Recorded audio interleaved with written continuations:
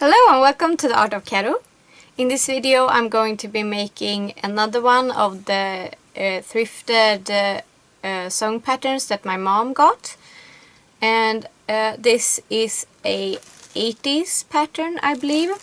I've done a mock-up and a wearable mock-up, and I wasn't happy with the way that sleeves attached. I talked about that in my other video when I did this shirt. When I attach the sleeves, if the seam allowance is dealt with the wrong way, I don't want to wear the garment because it's very uncomfortable for me. It actually feels sort of like barbed wire. If I'm having a really bad day, it's actually really painful for me. So I'm gonna alter this pattern again, same as I did the other one, and attach attach the sleeves with French seams. And I'm also going to do an alteration to the facing, where I do two facing pieces and sort of interface the facing. It's going to make more sense in the video. It's just so the facing have nice finished edges on the inside without me having to do a zigzag stitch or something like that, which will be more uncomfortable for me, or have to struggle with folding down the seam allowance at a curve. So I'm gonna deal with that in a bit of a different way, and that also means I won't need to interface the facing, because I'm going to use some just random cotton sheet strips or like that for making a second facing and make that the interfacing. So hopefully I will make what I'm doing clear in the video. Sorry if you're hearing a lot of weird noise in the background. My cats are playing with each other. They are having really fun, and so far we shall see if they start to protest and I need to separate them.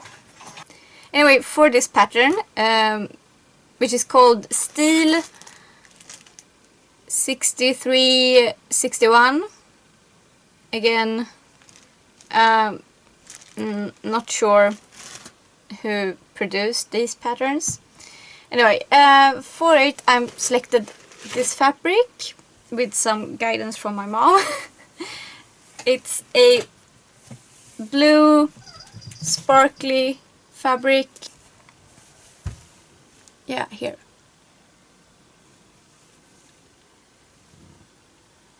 Hopefully it will be more clear in the reveal. But it's a, in Swedish, when buying in store, it's called double crinkled muslin, but I've understood from some comments and stuff like that it's not called that in English. Instead it's called like a crinkled cotton gauze or something like that. Not sure. Anyway, it's just super comfortable, really nice fabric, and I've used this different types of this kind of fabric in several of my videos, so you can see I'm really fond of it, and that's because it's really great for my sensitive skin and it has some cool finishes. So I'm going to get started on that, and hopefully I will explain my alterations along the way. Oh, and I've also altered it. It has a very, very deep neckline, and it was a bit too deep for me to be comfortable without wearing it without anything popping out that aren't supposed to pop out, if you get my drift. So I had to alter that, and I also widened it around my hips a bit, because I have a rather small size at the top, but from my waist down it just gets bigger. So I had to accommodate that, a bit of a pear-shaped situation, and after I'd done that it looks a lot more nice. So yeah, let's get into the video. I start out with pasting together the shoulder darts, and this is just to make it easier to sew it on the machine later. Everything stays together a lot better than when I just pin it. And then I'm going to stitch the dart on the machine, and I don't backstitch at the end. I just leave some long threads. Then I baste the bust dart and stitch it the same, leaving long ends of the thread instead of backstitching. And then I knot those thread ends and hide the extra thread in the dart. And then I'm pressing the shoulder darts away from the neck. I don't know if that was the right direction, but that's what I did. And then I'm pressing the bust dart down. Again, I didn't really think too much about which direction I pressed it, but that's what happened. Then I'm pinning together the side back seam, and I'm stitching that. And then I'm pressing open the seam allowance and cutting away the notches, and then I am going to press it on the other side just to make sure everything lays nicely. And then I'm turning under the seam allowance on each side, so it's like doubled, and hide the raw seams on the underside. And then I'm pinning that together, not pinning the outer layer of the fabric, just the seam allowance. And then I'm just using a straight stitch, stitching together the seam allowance, not visible from the outside, it's just the seam allowance that I'm stitching. Then I'm pinning together my facing for the bottom of the garment, and then I'm stitching that and trimming the seam allowance and pressing it out, and then pinning that facing to the interfacing to the bottom of the back and side back pieces. This wasn't actually in my pattern. I added this to make the bottom of the garment look a bit better. And then I'm stitching that.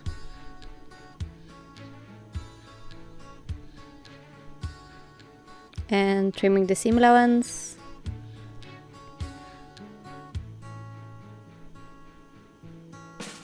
And folding out the interfacing, and then I'm turning up the interfacing towards the inside of the garment.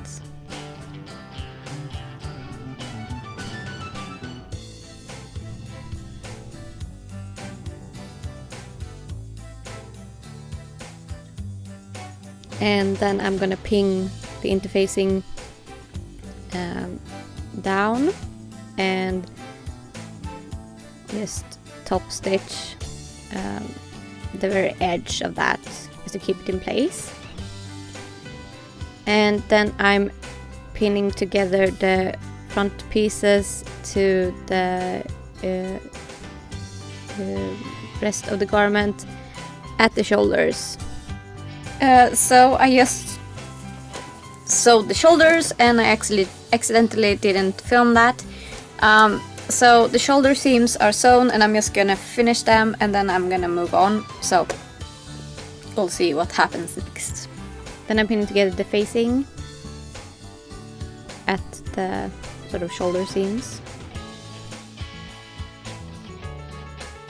and stitching that. And then I'm doing the same for the interfacing.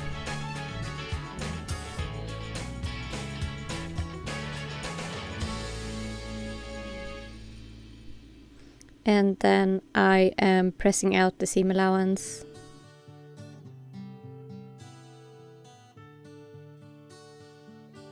And then I'm pinning together the interfacing to the facing.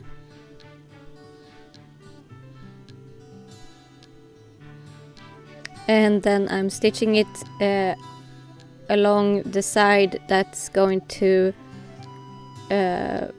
that's not going to be attached to the garment. And then I'm cutting notches at the curves. And then I'm turning the facing and interfacing right sides out. And then I'm pressing it.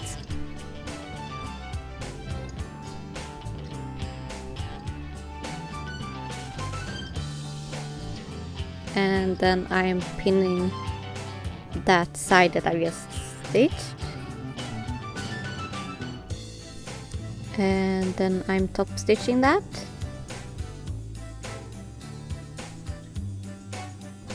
Make really nice edge.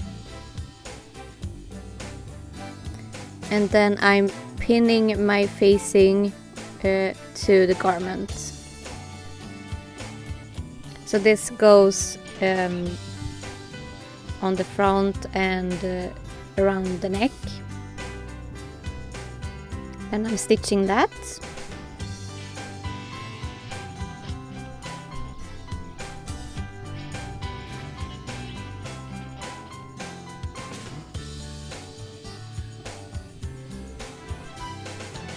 And then I'm trimming the seam allowance and cutting notches at the curves.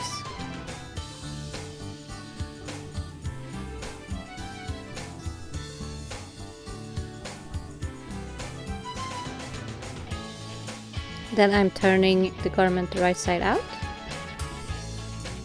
making sure to push out the point. And then I'm pressing the garment, the seam I just sewed. And Sokka is supervising. He likes hanging out on the ironing board with me when I'm ironing, and it always makes me a bit anxious because I don't want to actually accidentally hurt him. I don't know how many times I accidentally burned my own hands while I'm ironing, but I always make sure to keep like an arm or something between him and the iron. And then I am pinning together the side seams, or like side front seams, and then I'm stitching that.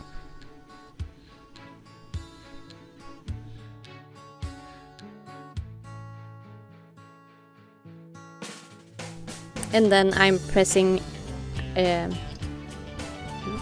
seam allowance. I finished the seam allowance the same way that I finished the rest of the seam allowances. And then I'm pressing up the hem of the garment and pinning it down at the seam allowances so I can attach the facing to the seam allowance. I'm stitching down the facing to the seam allowance. I had to go in at some extra places and stitch down the facing in the back later on, and also at the neck. But I just made sure that the stitches wasn't visible from the outside. And this is just to keep the facing from moving. And then I'm pinning together the sleeve, wrong sides facing together, and trimming the seam allowance, because I'm going to make French seams again. You might know that's my favorite seam finish. It's great if you have sensory issues. And then I'm stitching that seam again and pressing the seam allowance. And then I am sewing gathering stitches around the top of the sleeve and the second go of gathering stitches, and then I'm sewing gathering stitches again at the bottom of the sleeve, 2 rows of gathering stitches.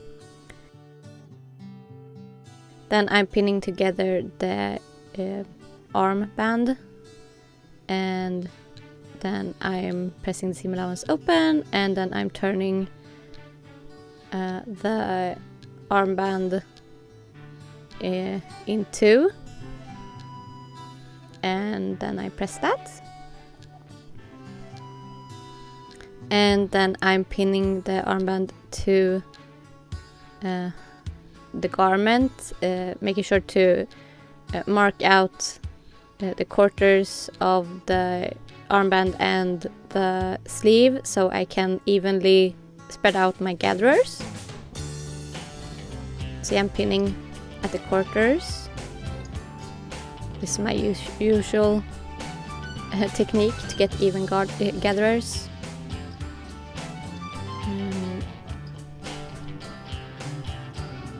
Then I'm just knotting that, and then I'm spreading out the gatherers and pinning them down to the armband. And then I'm stitching that. It's a bit fiddly with the gatherers.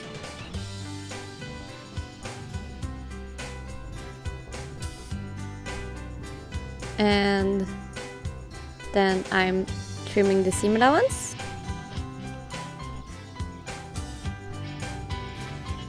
And then I'm folding the armband right side out and flipping it so the other edge of the armband is folded over and can be attached to the inside of the sleeve.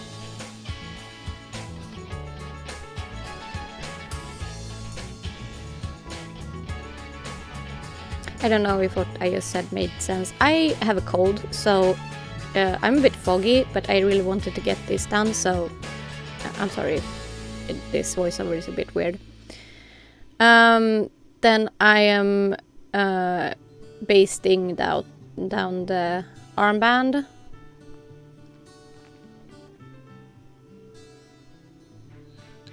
And then I am whip stitching it to the inside of the sleeve, making sure my stitches aren't visible from the outside.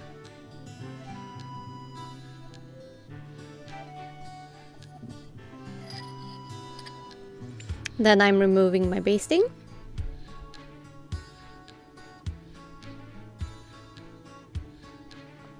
And then I'm pinning the sleeve to the armhole of the garment, wrong sides together, and gathering it up.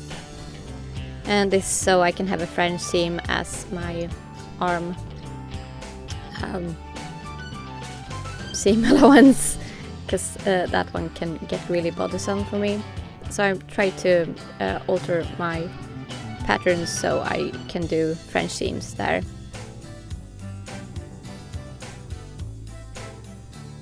Look how lovely the sparkle is. I really love this fabric, it's so pretty. Right here I gathered the sleeve and it's a lot of gatherers. This is a really poofy sleeve. It's very cute.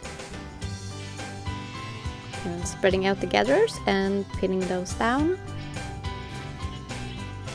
Sleeves with, if you're a beginner, sleeves with gatherers are a lot more forgiving than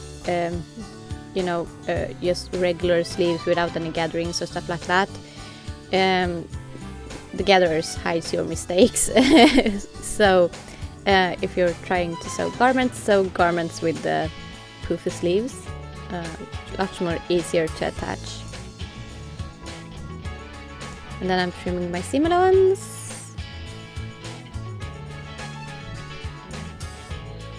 I'm turning the garment wrong side out so it's right sides together, and then I'm pinning the sleeve and the garment together again.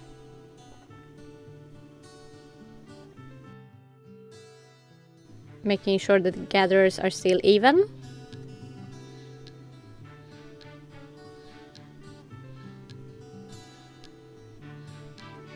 And then I'm stitching that again.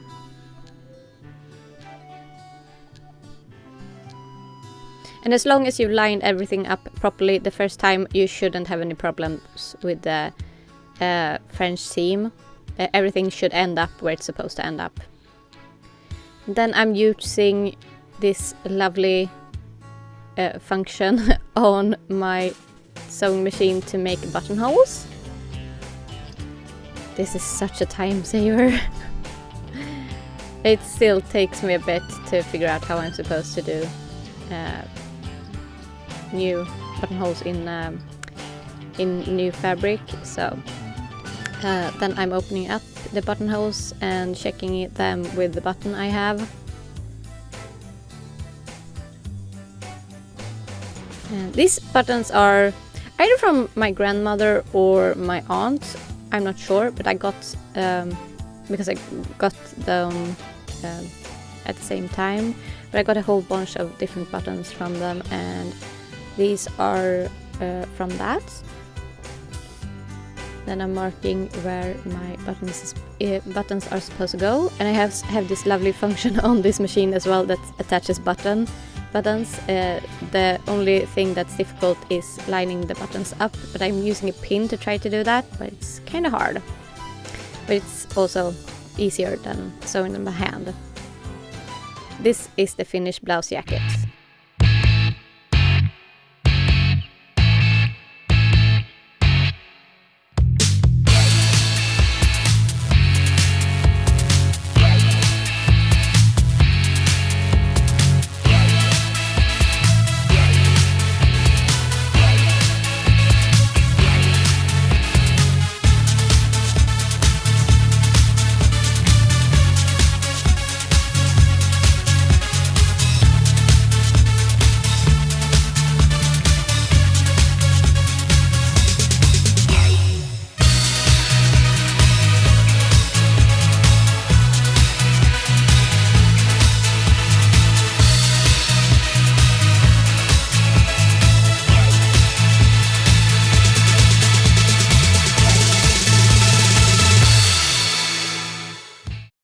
And that's it for this video.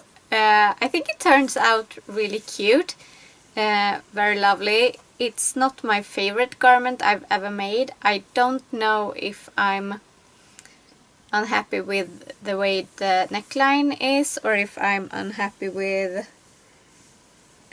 the sleeves, or I don't know quite what it is. It's not... I like the garment, I'm just not in love with it, so maybe I need to make some small alterations along the way, or maybe I should have made this out of a more structured fabric, and that would have been nicer. It is described as a blouse jacket, so maybe I was supposed to do that, but it's nice. It will be really lovely next summer because it's starting to get cool here now,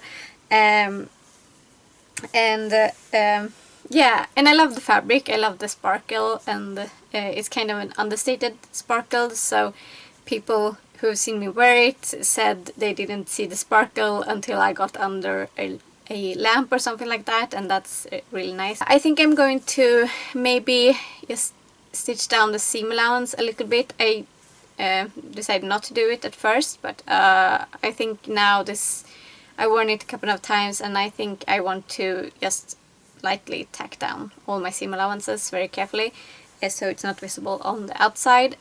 Stitching down the seam allowance might be something I will do when I feel like doing some hand stitching, but it's completely wearable without it. It's just something that slightly annoys me, and I don't like stuff that annoys me in my garment, so I will fix it. I also wished I had put some interfacing in the bands for the sleeves. It wasn't in the instructions, and I didn't really think about it, but since I have this kind of crinkled fabric, it turned out a bit looser, I think, than it's supposed to be, and it sort of snags on my elbow a little bit when I'm in certain positions. It's not a big deal, but it's, again, slightly annoying. So, yeah, I don't really know what I can do about that right now, but it's still very wearable, and I'm just gonna think about it. But yeah, so this was STIL 63.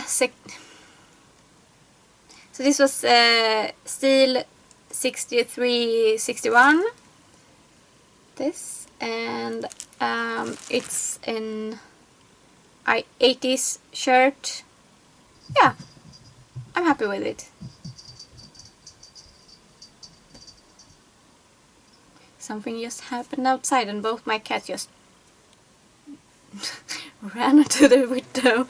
So, yeah, thanks so much for watching. If you enjoyed this video, please hit the like button. And if you want to see more of my videos in the future, you may want to subscribe and hit the notification bell. May the stars shine upon your faces and have a glorious day. Thank you, and goodbye for now.